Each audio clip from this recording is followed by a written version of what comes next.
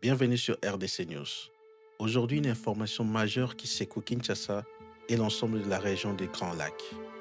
La RDC a présenté de nouvelles preuves accablantes impliquant un pays voisin dans le conflit qui ravage l'Est du pays. Restez avec nous. Depuis plusieurs années, l'Est de la RDC, notamment les provinces du Nord et Sud Kivu, est le théâtre d'un conflit sanglant entre les forces armées congolaises et le groupe rebelle M23. Une rébellion qui a exacerbé l'instabilité régionale et provoqué les déplacements de plus de 1,2 million de civils. Malgré les accords de paix et le cessez-le-feu, la violence n'a jamais vraiment cessé.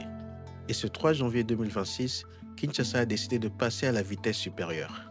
Lors d'une conférence à Kinshasa, le gouvernement congolais a dévoilé ce qu'il appelle des preuves nouvelles et concrètes. Il s'agit de 7 militaires rwandais capturés dans l'est de la RDC, ainsi que 8 civils originaires des pays de la sous-région. Selon les autorités congolaises, ces arrestations démontrent ce qu'ils qualifient d'agression extérieure en lien avec le M23. Bienvenue dans une nouvelle étape dans cette crise régionale. Kinshasa affirme que ces arrestations prouvent le soutien militaire rwandais au M23, ce qui constituerait une violation flagrante de la souveraineté congolaise. Mais à Kigali, on rejette ces accusations en parlant de mise en scène, affirmant que ces révélations seraient politisées. Ces duels d'accusations renforcent une crise de crédibilité entre les deux pays voisins, déjà en froid depuis plusieurs années. Ce conflit ne concerne pas seulement les armées.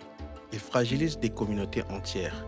Des milliers de civils tués ou blessés, des villages vidés de leurs habitants et une crise humanitaire qui s'aggrave chaque jour. Les organisations internationales et les Nations Unies ont appelé à la retenue et au respect des accords de paix. Mais la situation reste explosive.